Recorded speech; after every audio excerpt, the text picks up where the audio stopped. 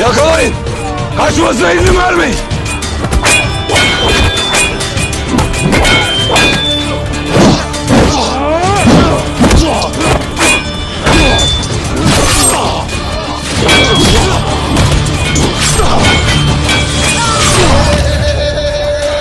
O çıkacak ama sen kalacaksın. Kalırsam seni öldürmek için kalırım. Hele gel. Hele gel.